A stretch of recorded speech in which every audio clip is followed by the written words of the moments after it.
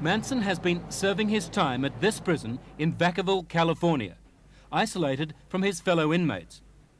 Manson's first television interview since the murders begins badly. No, I told you I'm not going to sit in that damn chair, man. I'll stand here and talk with the dude.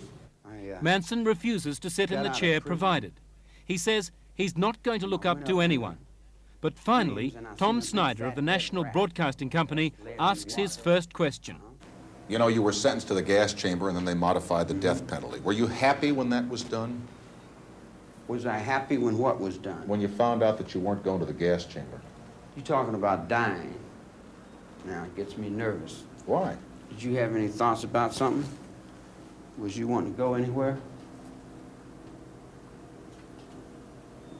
Were you happy when you found out you weren't going to go to the gas chamber, Charles? I knew I wasn't going to go to the gas chamber because I hadn't done anything wrong.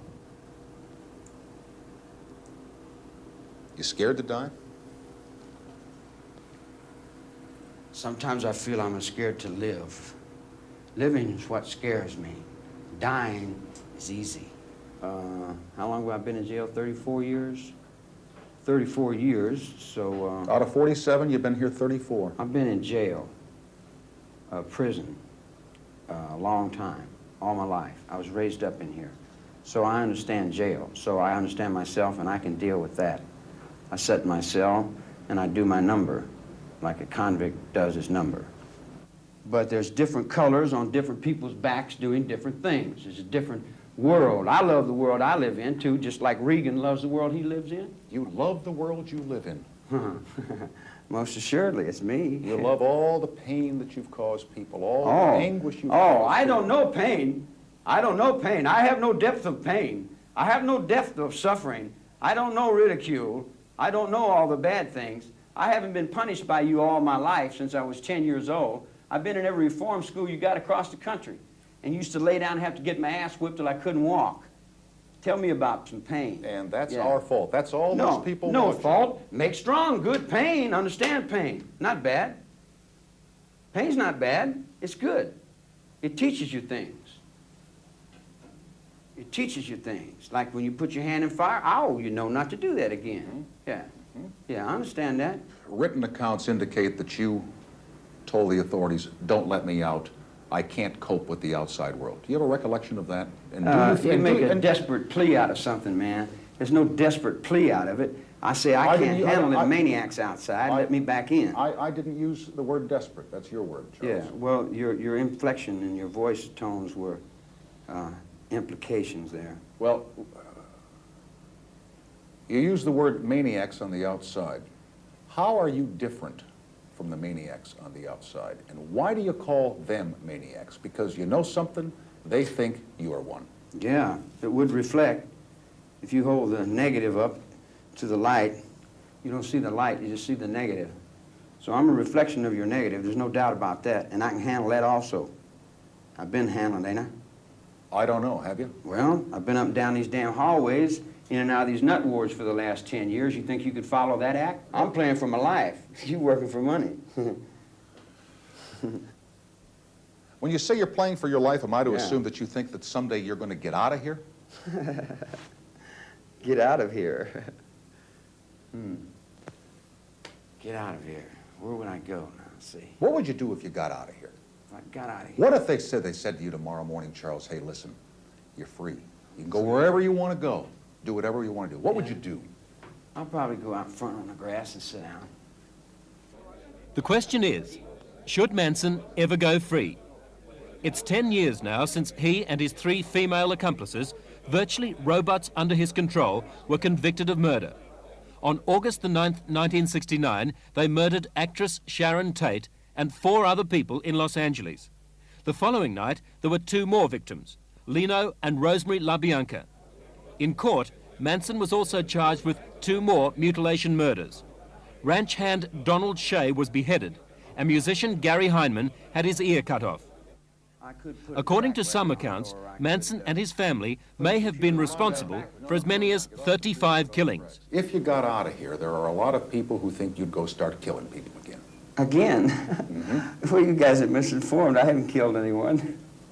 I didn't break the law. Judge knew that. but the people didn't want to hear it.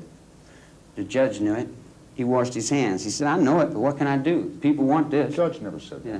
Judge never said That's that. what Older said. No, Judge didn't say that. He got off and shook their hands, didn't he? You're so white and pure.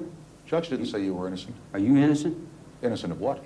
Well, that's what I'm saying. None of us are innocent. Yeah, just because you're convicted in a courtroom doesn't mean you're guilty of something. What does mean you're guilty? When you know you're guilty. What about Shay? What about him? Well, what about him? He got killed. Well, the word is you killed him. Word is that you're an old woman. Word is you have turkey in the sky. Word is, I don't know what word is. Somebody else tell you that. I didn't tell you that. Did you kill Shay? Hell no. Did you cut Hinman's ear off? Hell yes. Why, how did that feel when you cut his ear off? What did it feel like? Yeah.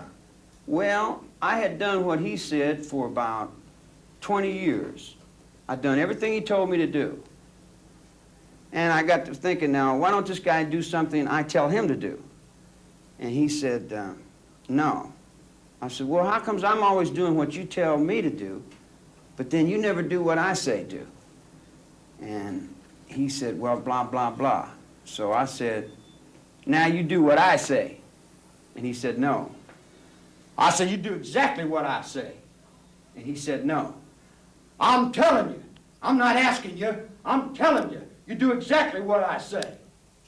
And that's about the extent of it. All this occult, all that hocus-pocus stuff that you guys are playing, I don't know nothing about all that. You know nothing about something called helter-skelter. Tell me, Charles, I don't know. It's worse than a fairy tale. It's a fairy tale. It's a comedy. It's a comedy tragedy. The body of Sharon Tate is make-believe, isn't it? That's make-believe. Make-believe, yeah. That's make-believe to the people that went in there and did what they did. Mm-hmm. And who were those people? Yeah. But you know who they were. Sure I know who they were. They were with you at the Spahn Ranch. They were part of Yeah. this thing called, if not the Manson family or the Manson cult, the Manson Ranch. Call it what you will. So then, what? You dealt the hand down there in L.A. You and that press, you dealt the hand. You put me on Life magazine, had me convicted before I walked in the courtroom. You had what people wanted to buy. And when they wanted to buy it, they didn't give a damn if they had to convict the district attorney. They'd have convicted the whole building to get that dollar bill going there. They had big bucks going there. He made 27 million, 100 billion. I'm bumming $10, $15 from my friend here. Here's another newspaper account that you can now speak to since you haven't done it before. That on the night following the killings at the house on Cielo Drive in Los Angeles, you accompanied 4 people to a home occupied by Mr. and Mrs. Leo LaBianca. Yeah. That you went inside that house and you tied them up and assured them that they were not going to be hurt. That you went back outside and sent Kasabian and Krenwinkel and Watson and Atkins inside the house to kill them. True or false? Did you do that? Chair's getting hot, huh?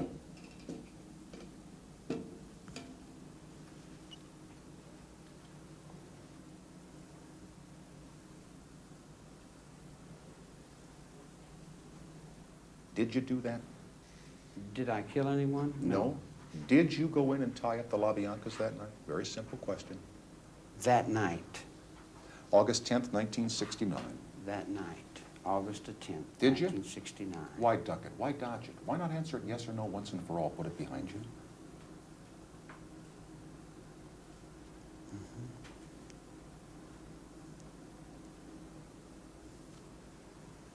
Did I kill anyone? Did you tie up the LaBiancas?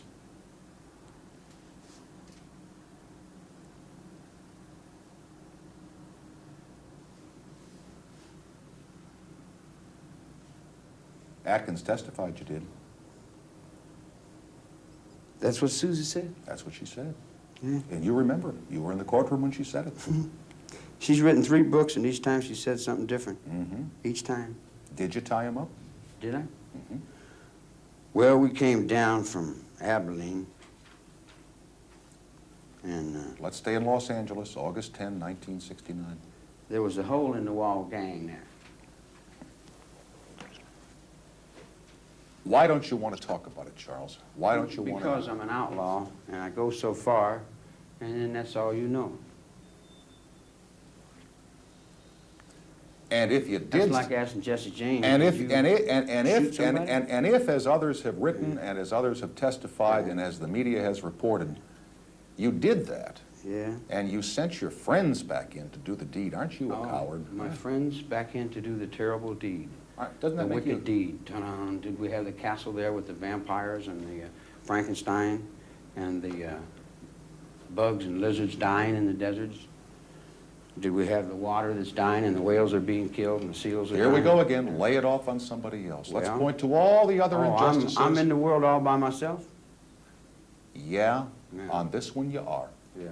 Yeah. It was okay, if that's the way you see it for you. You've never talked about this before, but I'm going to make it. I'm going to try it one more Yeah. time.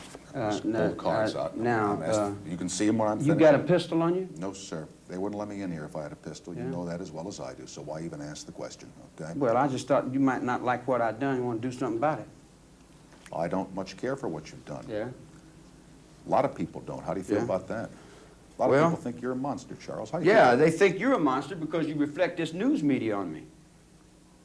Cult leader. I never had long hair before I got busted. I never had a beard before I got busted. I went to shave and the guy said, no, you can't shave. And I said, I need a razor to shave. He said, no, you can't shave. I said, let me get a haircut. He said, no, we don't want you to change your appearance. They said I had a great family and I was the following and leaders and all that. There was no followers and leaders, a bunch of kids out the ranch playing. To me, Playing at what? playing and living. Do you miss women? Certainly. My goodness. Yeah, damn right. Yeah. What do you think of women? Oh, I like them. Yeah, they're nice. They're put together well and everything, and they're soft and spongy. Yeah, they're nice. As long as they keep their mouth shut and do what they're supposed to do, Why do you say that? because that's what a woman's supposed to do. Keep her mouth shut and do what she's supposed to do? Sure. And besides the son that you had in your marriage, you've got, what, 4 other children somewhere? I don't think I've been responsible for as much as you people want to lay on me. All right, somewhere out there, somewhere, there's at least one son that we know of that's your child, who's probably about 25 or 26 years old. You talk to that kid. What are you going to say to him? You got to catch it on your own, boy. Train's hard. The road's rough. And that's it. That's all I knew. That's all anyone ever told me. All right.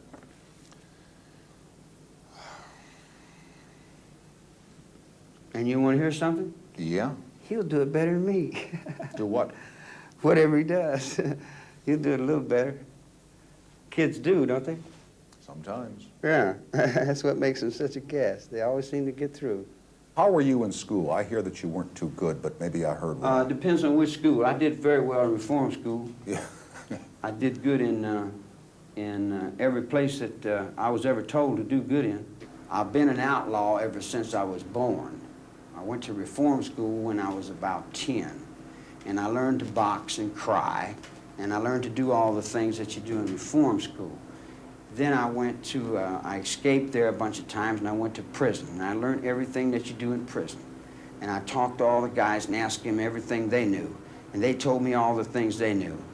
And then I went to the end of it, and then the old man would be ready to die, and he'd say, well, son, sincerity is the best gimmick, remember that. And I said, all right, be sincere, that'll win it. He said, that's it.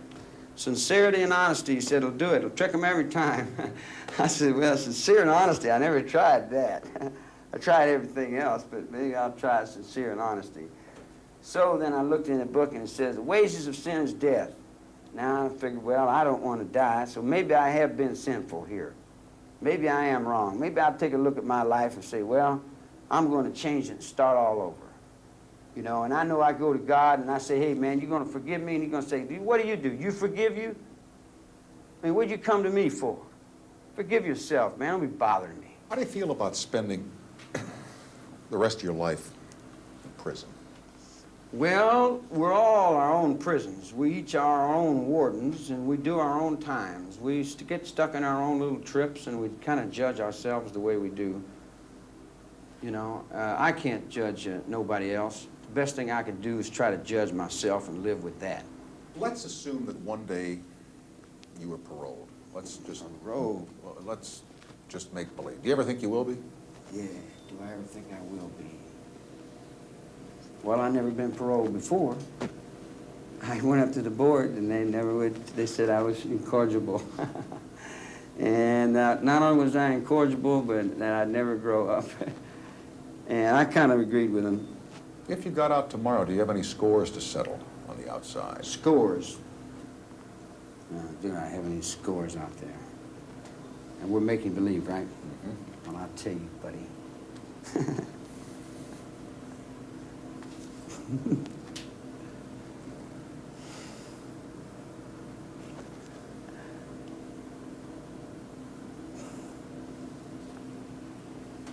Well, I don't rightly know. I'm stupid to the point to where I'm not really sure. Believe it or not, there are a lot of people on the outside that think about the possibility of you coming out of here, and they're genuinely scared of you. Oh, boy, I might just make dust. Everything. Terrible. One little guy. Terrible. Ooh. Boy, how insecure are we as human beings? Put all our fear on one little guy and afraid to let him out. He might break all the toys. Why do you say little guy? Because I'm not the guy you trying to make out of me. That's not me. I don't know what my way is. Everybody keeps telling me I got all these things. I read the other day where I had magical powers, and I told everybody in the chapel, I said, zap, zap, zap, zap. I said, where's my magical powers? Well, you can't read, you can't believe what you read in the press. I can get no magical powers, mystical trips, and all that kind of crap. Yeah, it's kind of silly. Yeah, I've got witches and devils, and one guy come up and said, I heard you said you were Jesus. I said, no, man, I ain't said nothing. He said, I'm glad. He said, I'm damn glad. I said, why? He said, I know you ain't him. I said, how do you know? He said, because I am. I said, okay. But I mean, you know, I've been in the nut ward for 10 years, so you can't expect me to rationally take this thing serious.